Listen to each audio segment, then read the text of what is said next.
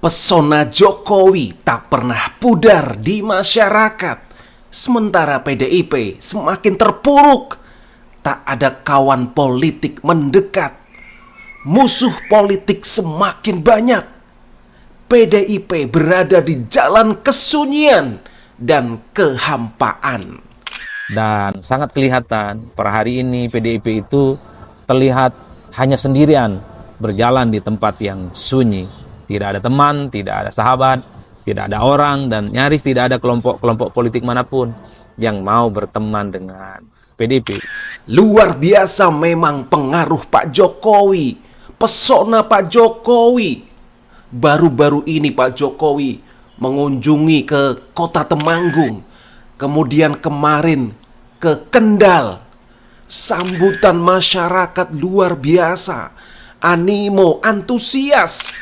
Seolah-olah Pak Jokowi masih menjadi Presiden Republik Indonesia. Indonesia seolah-olah memiliki dua presiden sekaligus. Ada Pak Prabowo, ada Pak Jokowi. Memang luar biasa ya. Termasuk ya, Pak Jokowi masih menjadi primadona, masih menjadi sentra pemberitaan. Bahkan para pembenci Pak Jokowi, musuh-musuh politik Pak Jokowi, sepertinya tidak punya bahan lain selain membahas soal Jokowi. Karena dengan membahas Pak Jokowi, konten-konten mereka viral, banyak yang nonton. Termasuk sang pembenci abadi Rocky Gerung, gak pernah mau lepas dari Pak Jokowi. Selalu membahas soal Pak Jokowi. Apapun kejadiannya di Indonesia, kasus politik, hukum, sosial, semuanya muaranya kepada Pak Jokowi. Memang luar biasa sosok Pak Jokowi. Coba kita lihat bagaimana sambutan masyarakat Temanggung, masyarakat Kendal, yang masih begitu sayang, cinta, kagum, hormat terhadap sosok Pak Jokowi. Artinya memang selama 10 tahun Pak Jokowi memerintah sangat berkesan. Tentu saja secara kepribadian, kemudian sebagai kepala negara, kepala pemerintahan, sangat dihargai, diapresiasi. Semua prestasi, semua karya-karya yang luar biasa dari sosok Pak Jokowi dalam memimpin Indonesia. Sementara kita melihat PDIP secara pelan dan pasti mulai masuk ke ambang kehancuran dengan ditetapkannya Hasto Kristianto, Sekjen PDIP, orang dekat, orang kesayangan Megawati Soekarno Putri, menjadi tersangka KPK atas kasus Harun Masiku yang sampai sekarang masih menjadi buron. Ya, kita melihat bagaimana bertubi-tubi PDIP mengalami luka yang begitu dalam. Mulai dari kalah pilpres, kalah pilkada, kemudian sekjennya, orang penting di PDIP, menjadi tersangka. Benar-benar luka di atas luka. Kita akan melihat lagi nanti. PDIP katanya nih sudah menyiapkan peluru-peluru berupa video-video testimoni Hasto. Katanya memiliki banyak sekali stok pemberitaan, terutama kasus-kasus hukum, kasus-kasus korupsi di negeri ini yang melibatkan pejabat negara. Mungkin ya sasarannya adalah Pak Jokowi. Kita melihat nanti apakah masyarakat akan percaya dengan lontaran-lontaran statement dari Hasto yang selama ini hobi main drama, tangisan Hasto. Coba kita akan lihat saja bagaimana respon publik terhadap video-video dari Hasto yang katanya akan mengumbar aib-aib Pak Jokowi, akan menyerang orang-orang atau pejabat negara yang katanya terlibat kasus korupsi yang luar biasa di Indonesia. Ini saya juga melihat keanehan. Ngapain kasus hukum hanya menjadi konten video? Kenapa nggak dilaporkan langsung ke KPK? Dibawa ke ranah hukum. Itu lebih mengena dan tepat. Ya begitulah PDIP. Memang selalu pendekatannya adalah politik. Dan yang jelas sampai detik ini mereka nggak menyangkal tentang kasus hukum Hasto.